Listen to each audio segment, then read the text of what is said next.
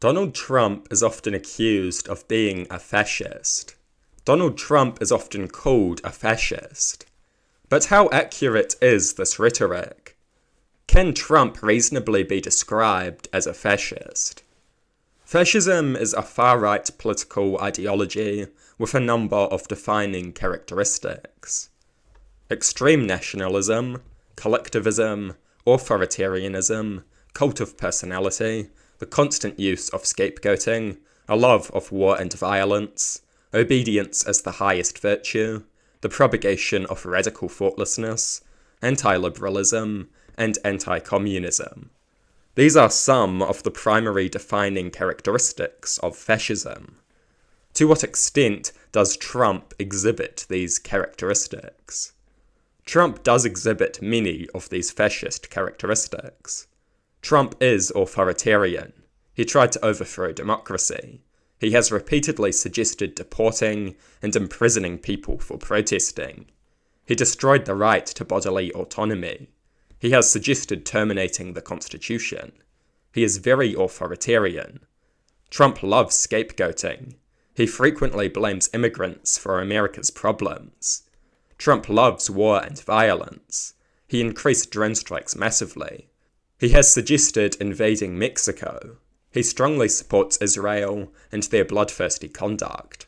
He has advocated torturing terrorists and intentionally murdering their families. Trump is subject to an obvious cult of personality. His supporters are loyal to him no matter what he does. They have no values or principles, they love Trump, and they will defend him no matter what he does. This has become very obvious. Even after countless outrageous and despicable actions, they remain loyal. Trump regards obedience as the highest virtue. It is well known that Trump values loyalty above all else. When surrounding himself with people, loyalty and obedience are his main concerns. That is why he chose the highly unpopular J.D. Vance to be his vice president. Because Vance had promised to be totally loyal and obedient, going along with a refusal to certify the vote should he need to. Fascism propagates radical thoughtlessness. Trump has not been in the position to introduce the intense indoctrination and rigorous censorship needed to propagate radical thoughtlessness, but it is likely that he would try, if given the chance. His authoritarian and anti-intellectual traits make that highly likely. Trump is anti-liberal. He hates freedom, democracy, and equality, the ideals of liberalism. He tried to overthrow democracy. He wants to terminate the Constitution, the document that protects people's freedoms. He wants to destroy freedom of speech by deporting and imprisoning protesters. He destroyed the right to bodily autonomy. His actions make it very obvious that he hates liberal ideals. He is an enemy of freedom, democracy, and equality. Trump is obviously anti-communist given that he is a rich capitalist who constantly uses the term communist as an insult.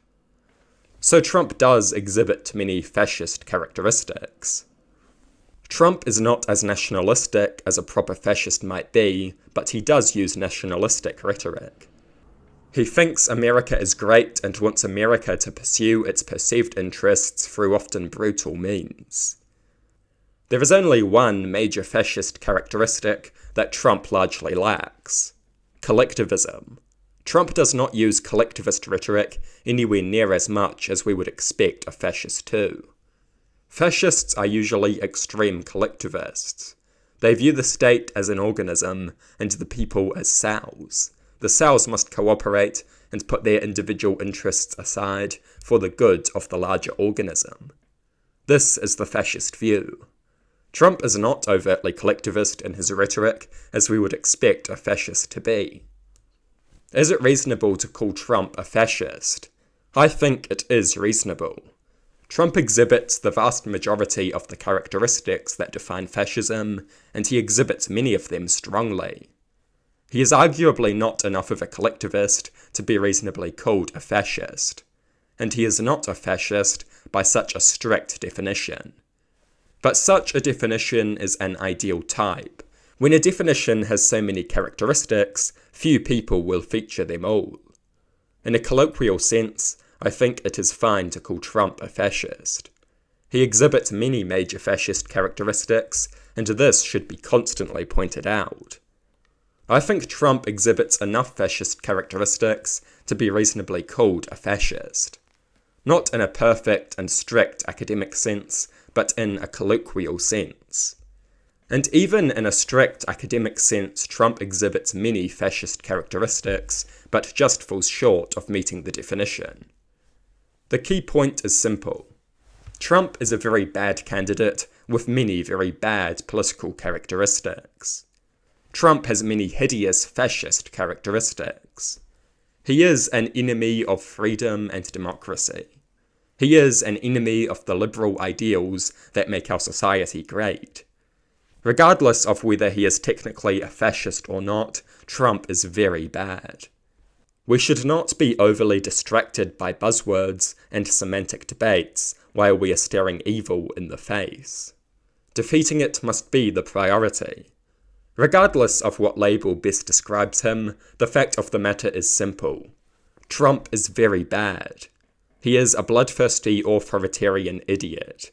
He is a power-hungry liar with no principles or values. He despises people's freedoms and rights. He is an enemy of democracy. He must be defeated.